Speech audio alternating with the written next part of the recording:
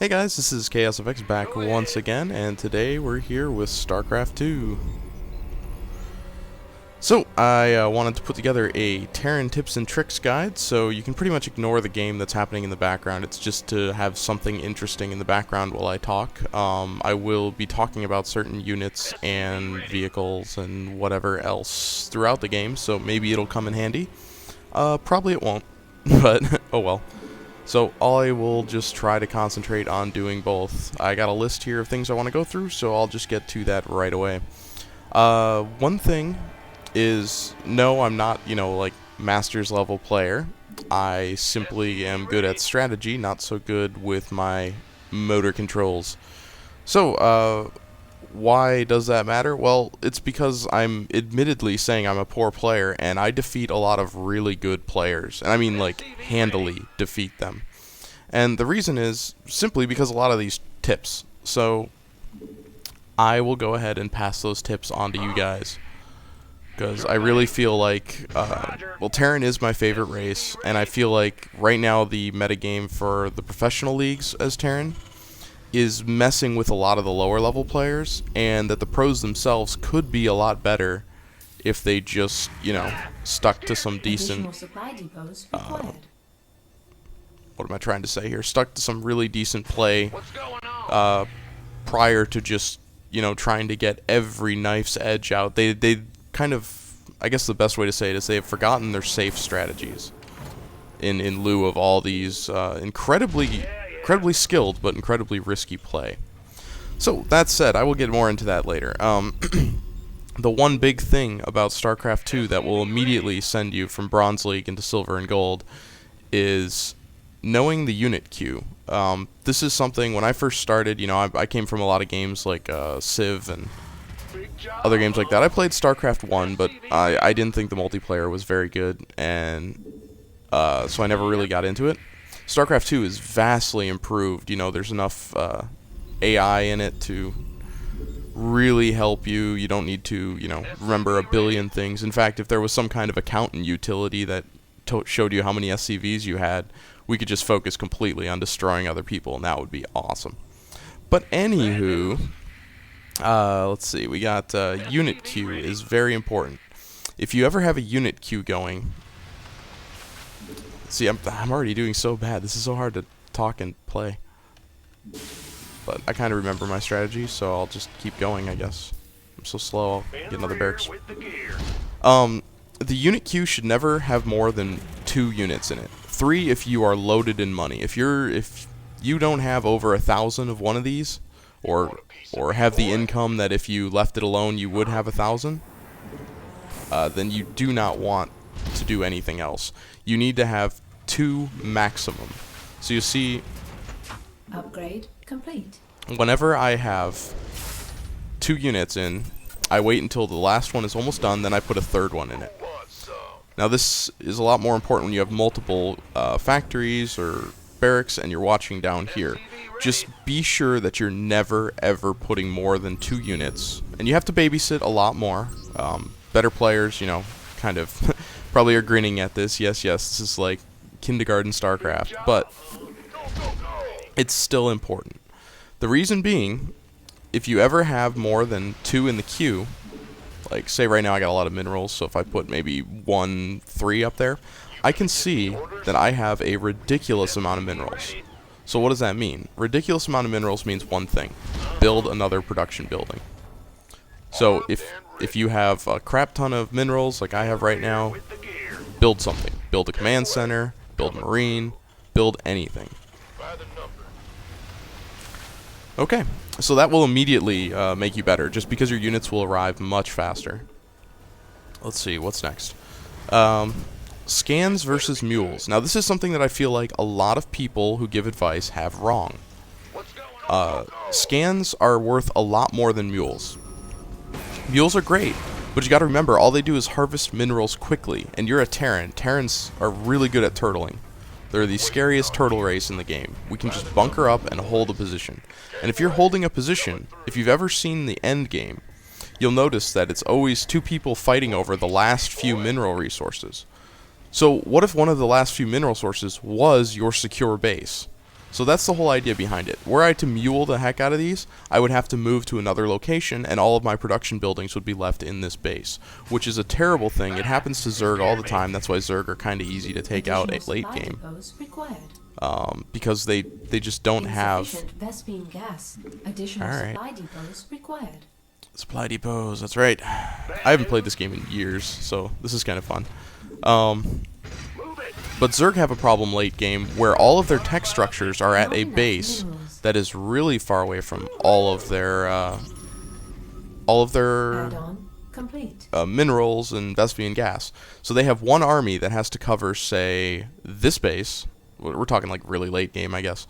Let's less late game. This base. They have a whole army that has to cover this base up here and their tech down here.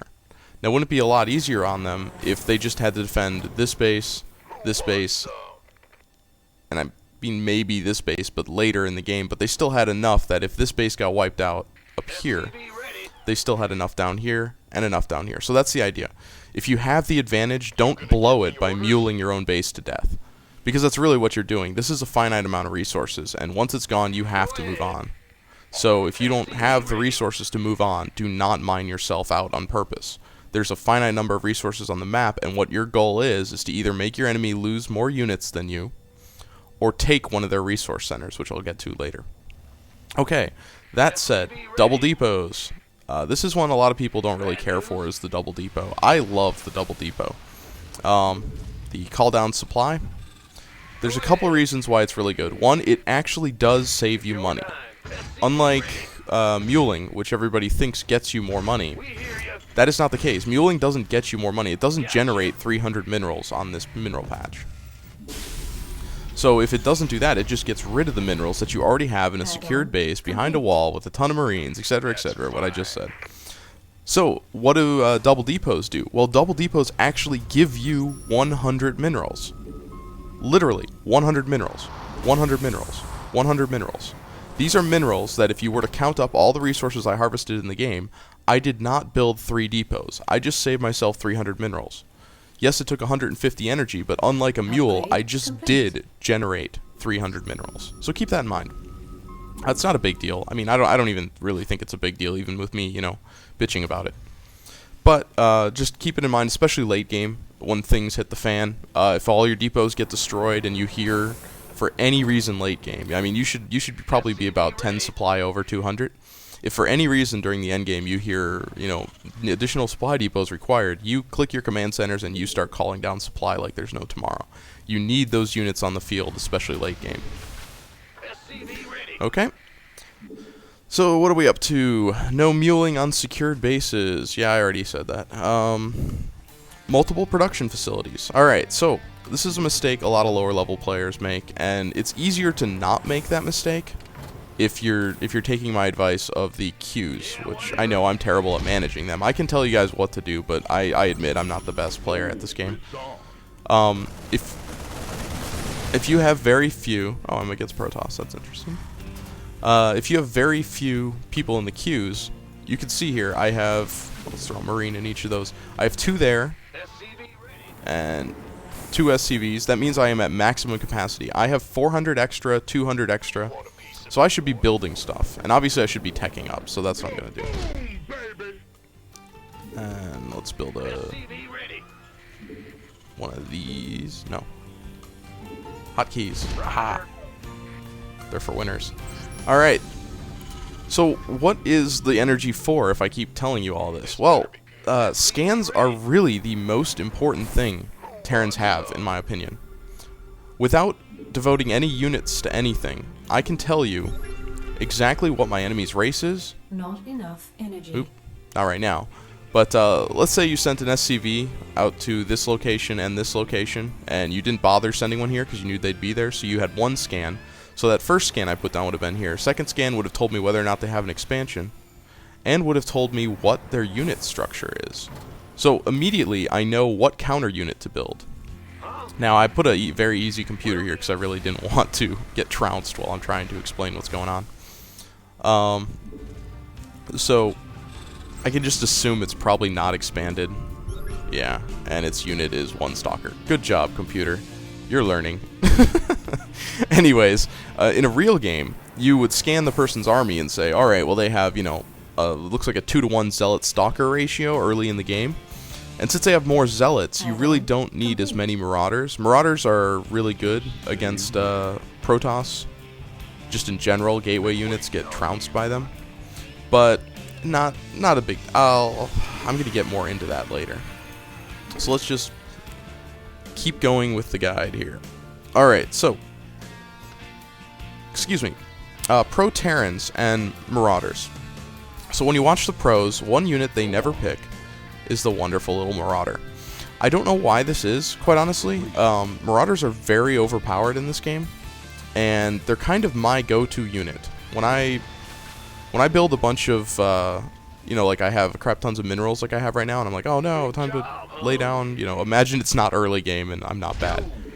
I lay down a bunch of barracks. I don't have them with, you know, reactors or just leave them on. I put tech labs on all of them that I can because I want to be able to produce as many Marauders as Marines, and 25 gas per barracks seems worth it to me because you get, you know, I'd rather have 2 barracks producing 2 Marauders than 2 barracks producing 4 Marines. I think they're stronger.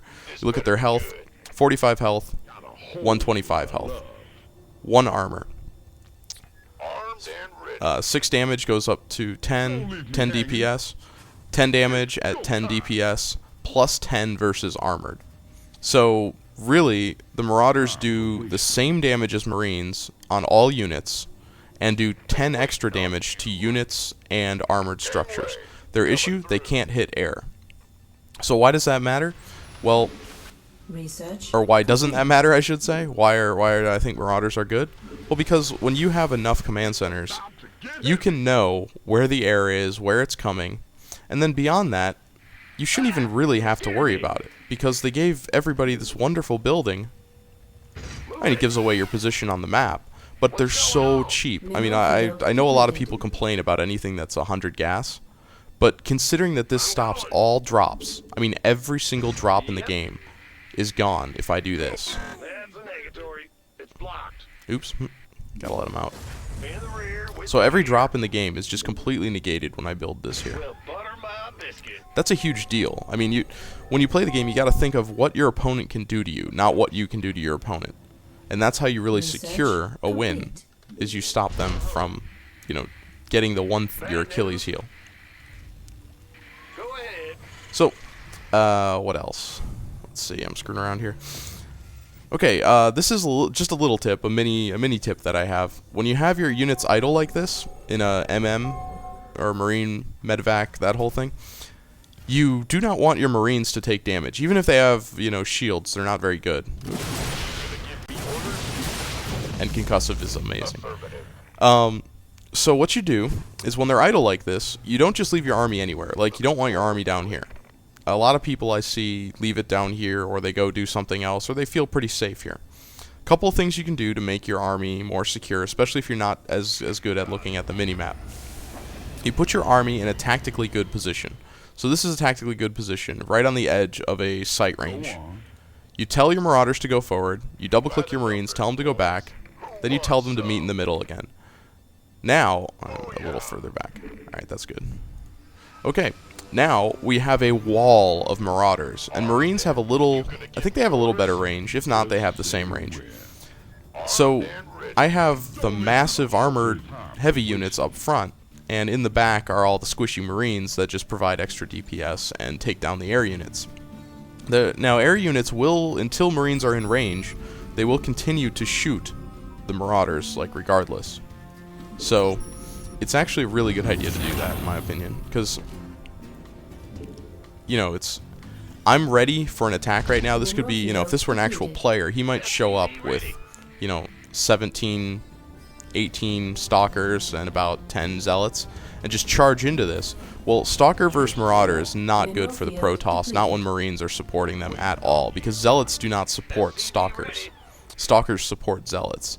So, And I gotta say, you know, even though it seems obvious, very few Protoss players I've played against bother to put their zealots in front of their stalkers by doing the double-click trick. And it works with all units. I mean, it's literally like, you have Hydralisk and Roach, double-click Hydralisk, click back, double-click Roach, click forward. Mineral field depleted.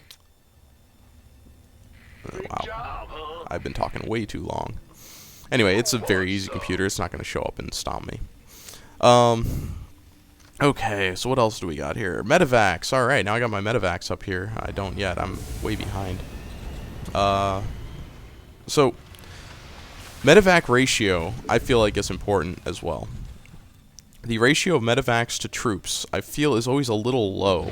But oops, not what I meant to do. I am personally just one of those people who likes to use stim, like, a lot. And so you need, in my opinion, to get a successful stim off, you need about 8 troops, 8, maybe 9 troops per Medivac. So just by looking, you can get a decent number, or a decent numbers guess, like maybe that much, and maybe that much per Medivac, and maybe that much. So I should have, in order to successfully support this army at full strength, I feel like I should have 4 Medivacs. Now that's a lot more than people normally get. You'll watch a lot of people play online and they will only get, you know, maybe 1 Medivac per every 16 or 18 troops. But the difference is, when I stim, every single unit is in the green immediately. Because so many Medivacs will start healing your troops so quickly that they'll all get full and the stim will not even affect their health, which is the main reason I never used stim in Starcraft 1. Was I felt like it took too much of my enemy health. You know, it had its uses, but it was usually in one-sided battles and not in even battles. In even battles, it was tricky because I felt like, you know, I'm doing as much damage to my troops as the enemy is.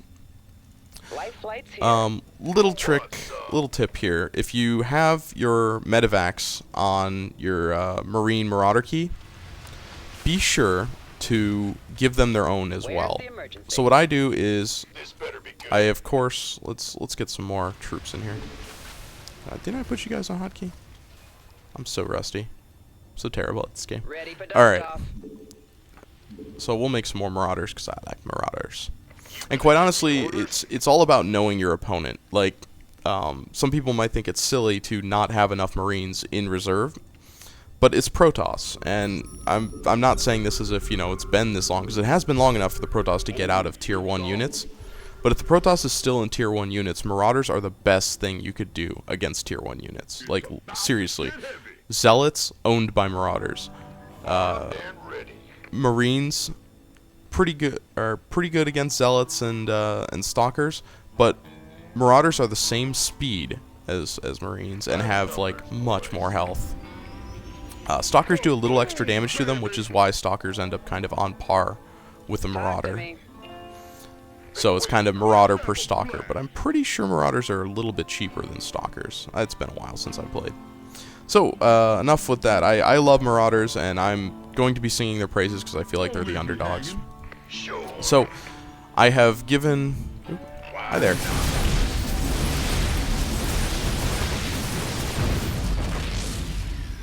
So, I have my units here. They're hanging out.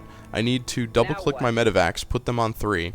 So now when I move long distances like this, my Medivacs get ahead. I can tell them to turn around, and it immediately puts them in the back of the army. Now, this is all little stuff, like little micro stuff, but it really helps. Like, you guys have no idea the armies I've crushed. The army that you're looking at right now, I got 116 with most of them SCVs. This size army, I've crushed 150. Like Protoss, 3 base. I've actually completely crushed them, and it just has to do with microing your units instead of, you know, being good. So, a game that rewards that much more than I'm capable of taking advantage of, because I'm not very good at caster units either. Another thing you can do is, if you know about how far you're gonna, I'll call this the slingshot method. If you know about how far you're gonna go, like let's say I want to move right up to this guy's natural. I know I'm going to move to this guy's natural, so I need to slingshot my Medivacs. So I move my Medivacs first, and then as they're going back, I move everybody else. Now what happened is I gave my units a huge head start. Here I didn't give them enough because I didn't let the Medivacs get to where I was clicking. But you can see, the Marauders are still way out in front of the Medivacs. Way out. And medevacs are so important, you can't let them get in there first and get killed. Because they're basically the reason, especially if you stim. And be sure to A-move when you have your medevacs in the army, because they won't heal until you A-move. So a lot of people make fun of Terrans for A-moving. But I feel like if I do the double-click trick, it's not really a big issue, because I've put my things in order already. I don't need to micro. This guy in front is supposed to die. This guy is supposed to die next. This guy is supposed to die next. These guys, not supposed to die. These guys especially not supposed to die. But so it's really a moot point to micro more than grabbing one, moving him back, grabbing one, moving him back. So it really is kind of an A-move game, especially if you know that, you know, things are going to hit the fan at some point and you're just going to lose control of everything. So, was there tips in there? I don't even know. Alright, so here we go. A new trick. A new trick would be the defenseless outpost trick. About mid-game, again, not the best player in the game, I usually find myself outnumbered in bases, but ahead in army and tech and everything else. So I do what's called the defenseless base trick. I take a base that I should not be taking. So I take one SCV. Let's say you. We don't need you yet. You'll go over here. Hey. Where are you going? Get away. Bad news? Hey. What, you run out of Marines? Quit complaining. Alright, so you take a base in some remote location where they are not, and you mule the heck out of it. Now this is where you mule. There are 8 mineral patches, 1, 2, 3, 4, 5, 6, 7, 8. And as soon as this base is built, and you'll want some gas too, the remote bases are great for gas. Roger. And what you do is you build the SCVs directly from this command center. So you only need 6 SCVs at this command center. This is an entire investment of 400, 150, 150, and then 4 SCVs, or 5 SCVs, not counting the one that was sent to build it. Because that's just one SCV you probably built at your base. You gonna give me orders? Yeah, I'm not even worried about this probe. What is he doing? Do I have like an extra marine? I'm gonna put a marauder on him. Anyway, so the point is not to get scouted, so that kind of ruined that. But in an actual game, this works a lot more than you think, because this is your third base. You can see, they see you have a massive turtle set up, you have 2 radar towers, so of course this is where you're expanding. So if you expand here or here, you can get away with it for quite a long time. And I really don't recommend on these bases building a planetary unless you plan to defend it. Planetaries are amazing primary defense, but it's only if you plan to back it up with your army. Now this is such a remote location that I don't want my army up here and he doesn't want his army up here. So the point of this is to get as much money out of this base as I can without investing any money if I can help it. So really I should just be doing this right now.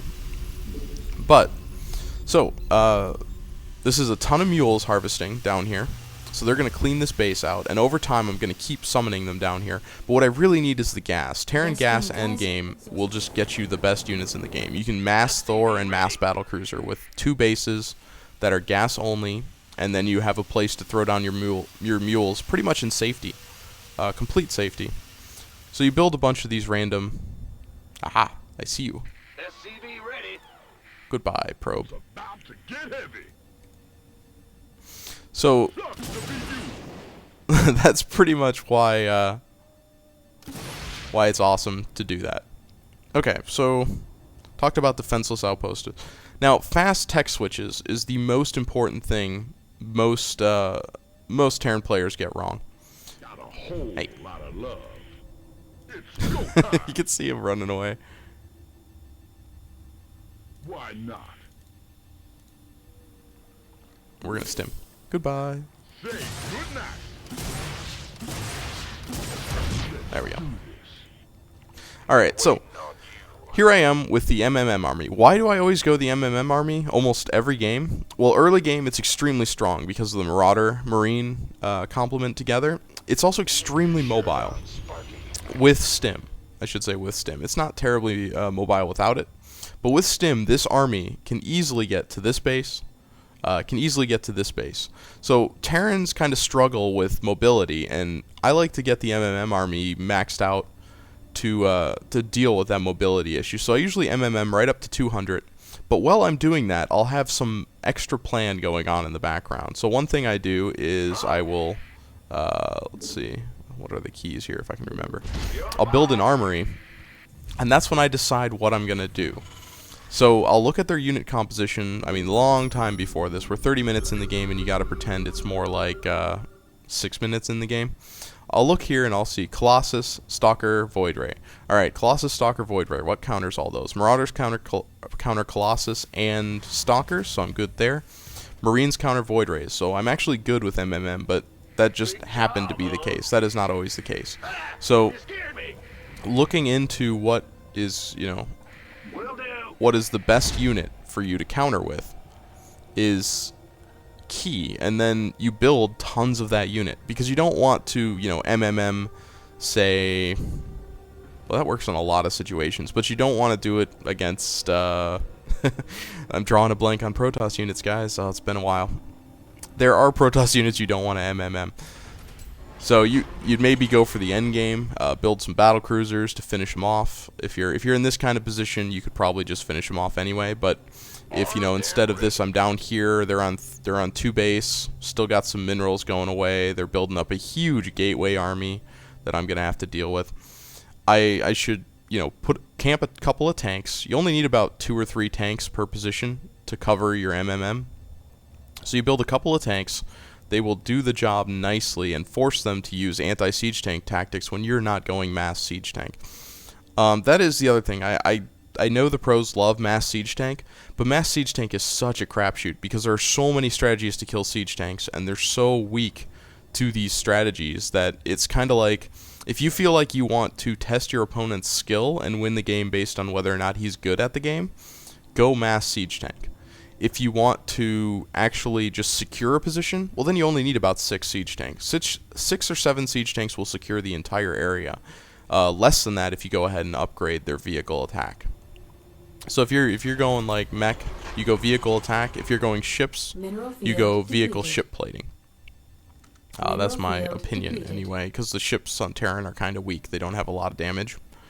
So you get a lot more out of armor because they'll survive for more volleys.